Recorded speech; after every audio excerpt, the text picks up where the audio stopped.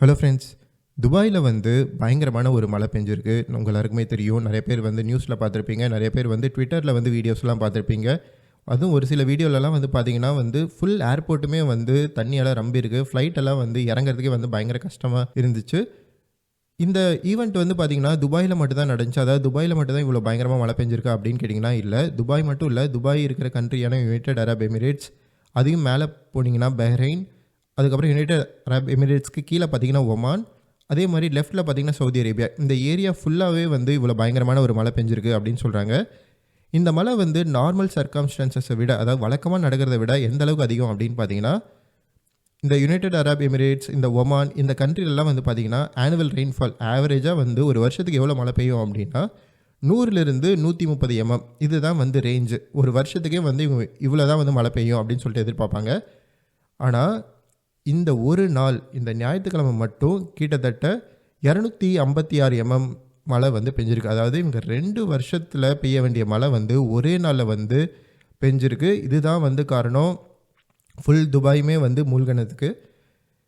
அது மட்டும் இல்லாமல் என்ன சொல்கிறாங்கன்னா, அதாவது 1949 தான் வந்து இந்த ரெயின்ஃபால் ரெக்கார்டிங் வந்து ஆரம்பித்தாங்க. அதாவது எவ்வளோ மழை பெய்யுதுன்னு அளக்கிறதுக்கு ஆரம்பித்தது வந்து 1949. 1949லேருந்து இன்றைக்கி வரைக்கும் இந்த மாதிரி ஒரு மழையை வந்து இந்த ஊரில் வந்து பார்த்ததே இல்லை அப்படின்னு சொல்கிறாங்க. அதாவது யுனைடெட் அரப் எமிரேட்ஸாக இருக்கட்டும், ஒமானாக இருக்கட்டும், இல்லை வந்து மேலே பஹ்ரைனாக இருக்கட்டும், இல்லை சவுதி அரேபியா இருக்கட்டும், இந்த ஏரியாலே வந்து இந்த அளவுக்கு மழை இது வரைக்கும் பெஞ்சதே இல்லை அப்படின்னு சொல்கிறாங்க. அதாவது நம்ம ரெக்கார்ட் பண்ண ஆரம்பித்ததுலேருந்து இன்றைக்கி தேதி வரைக்கும் இந்த மாதிரி ஒரு மழையை வந்து யாருமே பார்த்ததில்லை. அதாவது 2 வருஷம் பெய்ய வேண்டிய மழை வந்து ஒரே ஒரு நாளில் வந்து பெஞ்சிருக்கு. அது மட்டும் இல்லாமல் பார்த்திங்கன்னா நிறைய பேர் வந்து ட்விட்டரில் ட்வீட்டெல்லாம் போட்டிருந்தாங்க, நம்ம ஊர் சென்னையில் வந்து எப்படி மழை பெஞ்சால் ஃபுல்லாக வெள்ளமாக மாறிடுதோ அதே மாதிரி தான் துபாயும் வந்து மாறிடுச்சு. அதாவது பிரச்சனை வந்து சென்னையில் இல்லை, உலகம் ஃபுல்லாகவே மழை பெஞ்சா இப்படி தான் வந்து மாறிடும் போல் அப்படின்னு சொல்லிட்டு எல்லோரும் ட்வீட் போட்டிருந்தாங்க. ஆனால் உண்மை என்னென்னா, நம்ம ஊரில் வந்து வருஷம் வந்து இந்த மாதிரி ஒரு மழை வருது, நமக்கு முன்னாடியே தெரியும். அதுக்காக நம்ம நிறைய ட்ரைனேஜுக்காக நிறைய ஒர்க்கெல்லாம் பண்ணியிருக்கோம். ஆனால் இந்த ஊரில் பார்த்திங்கன்னா இந்த மாதிரி ஒரு மழையை வந்து அவங்க எதிர்பார்க்கவே இல்லை. அது மட்டும் இல்லாமல் 75 வருஷத்தில், அதாவது நம்ம ரெக்கார்ட் பண்ண ஆரம்பித்ததுலேருந்து இன்றைக்கி தேதி வரைக்கும் இந்த மாதிரி ஒரு மழை வந்து பெஞ்சதே இல்லை. அதனால் நம்ம சென்னையும் துபாயும் கம்பேர் பண்ணுறது ரொம்பவே தப்பு. சென்னையில் வந்து வருஷம் மழை வரும் நமக்கு தெரியும். துபாயில் இந்த மாதிரி மழை வரும்னு யாருக்குமே தெரியாது. ஆனால் ஒரு வாரத்துக்கு முன்னாடியே கம்ப்யூட்டர் சிமுலேஷன் மூலமாக ப்ரெடிக்ட் பண்ணியிருந்தாங்க அப்படின்னு சொல்கிறாங்க. அதாவது இந்த மாதிரி ஒரு பெரிய மழை வந்து வரும் அப்படின்னு சொல்லிட்டு ப்ரெடிக்ட் பண்ணியிருந்தாங்க அப்படின்னு சொல்கிறாங்க. சரி, இதுக்கு வந்து என்ன காரணம்? இப்போ பார்த்தீங்கன்னா 75 வருஷமாக வராத மழை திடீர்னு ஏன் வந்துச்சு? அதுவும் ஒரே நாளில் 2 வருஷத்துக்கான மழை வந்து எப்படி வந்துச்சு அப்படின்னு நீங்கள் கேட்டிங்கன்னா, முதல்ல வந்து எல்லோரும் ப்ளேம் பண்ண விஷயம் என்ன அப்படின்னு பார்த்தீங்கன்னா, க்ளவுட் சீடிங். க்ளவுட் சீடிங்னா என்ன அப்படின்னு பார்த்தீங்கன்னா, ஏரோப்ளேனில் வந்து மேகத்துக்கு மேலே போய் அங்கேருந்து வந்து சில்வர் அயோடைட் இந்த கெமிக்கலை வந்து மேகத்து மேலே தூவுவாங்க. இது தூவினோடனே என்னாகும் அப்படின்னு பார்த்தீங்கன்னா, இந்த சில்வர் அயோடைட் கெமிக்கல் வந்து பக்கத்தில் இருக்கிற ஈரப்பதத்தெல்லாம் வந்து ஒன்றா சேர்த்து அதை வந்து மழையாக பெய்ய வைக்கும் அப்படின்னு சொல்கிறாங்க. நீங்கள் க்ளவுட்ஸ் மேலே வந்து இந்த கெமிக்கலை வந்து தூவுனிங்கன்னா ஈரப்பதத்தை வந்து ஒன்று சேர்த்து, அந்த க்ளவுட்ஸ் எல்லாத்தையும் ஒன்று சேர்த்து மழையாக வந்து பெய்ய வைக்கும். இதுதான் வந்து காரணம். யுனைடெட் அரப் எமிரேட்ஸ் வந்து இந்த மாதிரி க்ளவுட் சீடிங் வந்து பண்ணியிருக்காங்க. இதனால தான் வந்து இந்த அளவுக்கு மழை பெஞ்சது அப்படின்னு சொல்லிட்டு எல்லாருமே ஆரம்பத்தில் வந்து பயங்கரமாக ட்வீட் போட்டு யுனைடெட் அரப் எமிரேட்ஸை வந்து பயங்கரமாக கிழிச்சிட்டு இருந்தாங்க. ஆனால் சயின்டிஸ்ட் வந்து என்ன சொல்கிறாங்க அப்படின்னு பார்த்தீங்கன்னா, இது வந்து க்ளவுட் சீடிங்கால் வந்திருக்காது அப்படின்னு சொல்கிறாங்க. ஏன்னா ஒருவேளை க்ளவுட் சீடிங்கால் இந்த மழை வந்தது அப்படின்னு நம்ம வச்சுக்கிட்டாலும் இது வந்து இவ்வளோ பெரிய ஏரியாவை வந்து கவர் பண்ணியிருக்காது அப்படின்னு சொல்கிறாங்க. இப்போ வந்து நீங்கள் துபாய் பக்கத்தில் வந்து நீங்கள் இந்த க்ளவுட் சீடிங் பண்ணியிருந்தீங்கன்னா அந்த ஏரியாவில் மழை வந்திருந்தது அப்படின்னா ஓகே, ஒரு வேளை க்ளவுட் சீடிங்கால் தான் மழை வந்திருக்கும் அப்படின்னு சொல்லிட்டு நம்ம ஒத்துக்கலாம். ஆனால் பஹ்ரைன்லேருந்து ஒமான் வரைக்கும் இவ்வளோ பெரிய ஏரியாவை ஒரே ஒரு க்ளவுட் சீடிங்கால் கவர் பண்ணுற அளவுக்கு டெக்னாலஜி உலகத்தில் எங்கேயுமே இல்லை. ஸோ இது வந்து பார்த்திங்கன்னா க்ளவுட் சீடிங்கால் நடக்கலை அப்படின்னு சொல்லிட்டு சயின்டிஸ்ட் வந்து சொல்கிறாங்க. சரி, ஏன் வந்து எல்லோரும் வந்து க்ளவுட் சீடிங் மேலே வந்து ப்ளேம் பண்ணுறாங்க அப்படின்னு பார்த்தீங்கன்னா, யுனைடெட் அரப் எமிரேட்ஸில் ஏற்கனவே பார்த்த மாதிரி தண்ணி பஞ்சம் இருக்குது. ஏன்னா அங்கே வந்து தண்ணியே கிடையாது. நம்ம ஏற்கனவே பார்த்த மாதிரி இவங்க வருஷத்துக்கே வந்து 100 mm ரெயின்ஃபால் தான் வந்து எதிர்பார்த்துட்டு இருந்திருக்காங்க. அதனால் வந்து பார்த்திங்கன்னா தண்ணி பற்றாக்குறை யுனைடெட் அரப் எமிரேட்ஸில் ஒரு பெரிய பிரச்சனையாகவே இருக்குது. அது மட்டும் இல்லாமல் நீர்மட்டம் வந்து குறைஞ்சிட்டே போகிற காரணத்தினால அப்பப்போ இவங்க வந்து இந்த க்ளவுட் சீடிங்கை வந்து பண்ணிகிட்டு இருந்தாங்க. அதாவது ரொம்ப வந்து தண்ணி நிலைமை ரொம்பவே மோசமாக இருக்குது அப்படிங்கிற ஒரு நிலைமை வரும்போதெல்லாம் இவங்க வந்து அப்பப்போ இந்த க்ளவுட் சீடிங்கை வந்து யூஸ் பண்ணி மழை பெய்ய வச்சுட்டு இருந்திருக்காங்க. இப்போ பார்த்தீங்கன்னா நேச்சுரலாக மழை பெய்யாமல் க்ளவுட் சீடிங் மூலமாக மழை வச்சுட்டு இருந்த ஒரு இடத்துல 2 வருஷத்தில் பெய்ய வேண்டிய மழை ஒரு வருஷத்தில் பெஞ்சிருக்கு.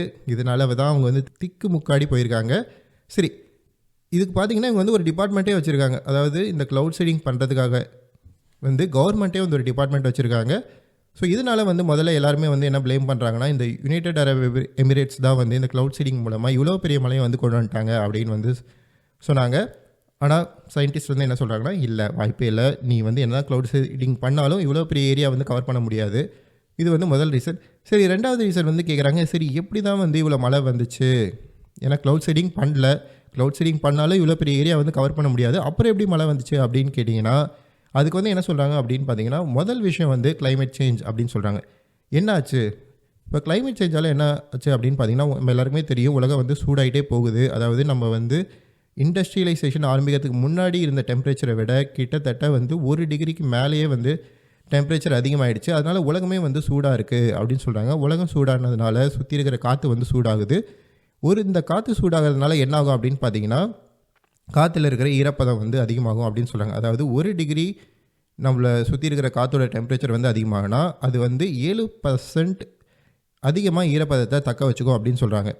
இது வந்து ஒரு முக்கியமான காரணம்னு சொல்கிறாங்க. ஏன்னா ஈரப்பதம் வந்து காற்றுல எவ்வளோக்கு எவ்வளோ வந்து அதிகமாகுதோ அவ்வளோக்கு எவ்வளோ வந்து மழை வந்து எக்ஸ்ட்ரா வந்து பெய்யும் அப்படின்னு சொல்கிறாங்க. ஒரு வேளை வந்து க்ளவுட் சைடிங்கால் இது நடந்திருந்தாலும் முதல் காரணம் வந்து இந்த காற்றுல வந்து ஈரப்பதம் வந்து அதிகமானது தான். அதுக்கு காரணம் வந்து நம்ம கிளைமேட் சேஞ்ச், அதாவது நம்ம உலகம் வந்து சூடாகுது, அதனால வந்து காற்று சூடாயிடுச்சு. இதுக்கு முக்கிய காரணம் ஒரு வேளை க்ளவுட் சீடிங்கால் ஆகியிருந்தாலும் இதுக்கு முக்கிய காரணம் வந்து நம்ம கிளைமேட் சேஞ்ச் அப்படின்னு தான் சொல்கிறாங்க. ஒரு வேளை வந்து நம்ம சரி பூமி வந்து சூடானா ஆகிட்டே போகுது, நான் வந்து இப்படி தான் வந்து நிலக்கரியை யூஸ் பண்ணுவேன், இப்படி தான் வந்து நான் பெட்ரோலை யூஸ் பண்ணுவேன், இப்படி தான் வந்து அந்த இஷ்டத்துக்கு நான் வந்து காரை யூஸ் பண்ணுவேன், ஏசி யூஸ் பண்ணுவேன் அப்படின்னு நம்ம கண்டினியூ பண்ணிட்டே இருந்தோம்னா இந்த வருஷம் முடியறதுக்குள்ளே, அதாவது இந்த வருஷம் இல்லை இந்த நூற்றாண்டு முடியறதுக்குள்ளே, அதாவது 2100லலாம் வந்து பார்த்திங்கன்னா இதே கத்தாரில், இதே யுஏஇயில், இதே ஒமானில் வந்துட்டு 30% வந்து மழை வந்து அதிகமாகும் அப்படின்னு சொல்கிறாங்க. இந்த மாதிரி ஈவெண்ட் வந்து அடிக்கடி நடக்கும் அப்படின்னு சொல்கிறாங்க. ஆவரேஜ் ரெயின்ஃபால் வந்து 30% வந்து இன்னும் அதிகமாகும். இந்த இடத்துல மட்டும் இல்லை, உலகம் ஃபுல்லாக வந்து இந்த எக்ஸ்ட்ரீம் ஈவெண்ட்ஸ், அதாவது இந்த மாதிரி 2 வருஷம் பெய்ய வேண்டிய மழை ஒரே வருஷத்தில் ஒரே நாளில் பெய்கிற இந்த மாதிரி ஈவெண்ட்டெல்லாம் வந்து அடிக்கடி வரும் அப்படின்னு சொல்கிறாங்க. அது மட்டும் இல்லாமல் இதனால் உயிரிழக்கிறவங்களோட எண்ணிக்கையும் வந்து அதிகமாகும்னு சொல்கிறாங்க. இதுக்கு வந்து ஒரே ஒரு வழி என்னென்னா கிளைமேட் சேஞ்சை வந்து குறைக்கிறது தான் அப்படின்னு சொல்கிறாங்க.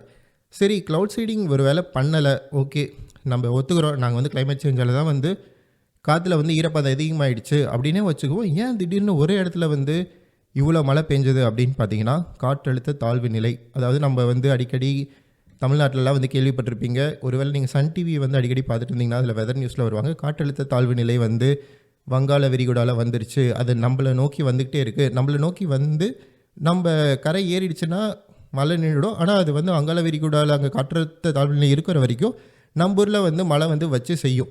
அதே மாதிரி தான் காற்றழுத்த தாழ்வு நிலை வந்து இந்த ஏரியாவில் வந்துடுச்சு அப்படின்னு சொல்கிறாங்க. இந்த ஏரியாவில் வந்ததுனால சுற்றி இருக்கிற சூடான காற்று எல்லாத்தையுமே வந்து இந்த ஏரியா இழுத்துருச்சு. அந்த காற்றுல வந்து ஈரப்பதம் அதிகமாக இருந்த காரணத்தினால இங்கே மழை கொட்டுன்னு கொட்டிடுச்சு அப்படின்னு சொல்கிறாங்க. அது மட்டும் இல்லாமல் இந்த காற்று அழுத்த தாழ்வு நிலை அடுத்து வந்து எங்கே போகுது அப்படின்னு பார்த்தீங்கன்னா, இந்த ஏரியா வந்து முடிஞ்சிருச்சு. அதாவது இந்த பஹ்ரைன், கத்தார், அப்புறம் யுனைடெட் அரப் எமிரேட்ஸ், ஒமான், இந்த ஏரியா முடிஞ்சிருச்சு. நெக்ஸ்ட்டு வந்து நம்மளுடைய நெய்பரிங் கண்ட்ரிஸான ஆப்கானிஸ்தான், பாகிஸ்தான், இந்த ஏரியாவில் தான் வந்து அடுத்த மழை பெய்யும் அப்படின்னு வந்து சொல்கிறாங்க. ஸோ இந்த மாதிரி ஒரு சிவியரான மழை வந்து மேபி ஆப்கானிஸ்தான், பாகிஸ்தான்லேயும் வரலாம். ஸோ நம்ம ஏற்கனவே பார்த்த மாதிரி இந்த மாதிரி ஒரு கொடூரமான மழை வந்ததுக்கு காரணம் வந்து கிளைமேட் சேஞ்ச் அப்படின்னு சொல்கிறாங்க. ஒருவேளை க்ளவுட் சீடிங் பண்ணியிருந்தாலும் இவ்வளோ மழை வந்திருக்காது. அப்படி வந்திருக்கு அப்படின்னு பார்த்தீங்கன்னா இந்த கிளைமேட் சேஞ்ச் தான் ரொம்பவே ஒரு முக்கியமான ஒரு காரணம் அப்படின்னு சொல்கிறாங்க. இந்த வீடியோ உங்களுக்கு பிடிச்சிருக்குன்னு நினைக்கிறேன். பிடிச்சிருந்தா லைக் பண்ணுங்கள். அப்புறம் நீங்கள் வந்து வேறு ஏதாவது நான் டாபிக் போடணும் அப்படின்னு நீங்கள் எக்ஸ்பெக்ட் பண்ணிங்கன்னா அதை வந்து மறக்காமல் கமெண்ட் பண்ணுங்கள். நீங்கள் வந்து என்ன நினைக்கிறீங்க? இந்த துபாயோடைய மிகப்பெரிய கொடூரமான மழை, ஆக்சுவலாக இந்த மழை வந்து பார்த்திங்கன்னா துபாயில் மட்டும் இல்லை, நம்ம ஏற்கனவே பார்த்த மாதிரி ஒரு மிகப்பெரிய ஏரியா ஃபுல்லாக வந்திருக்கு.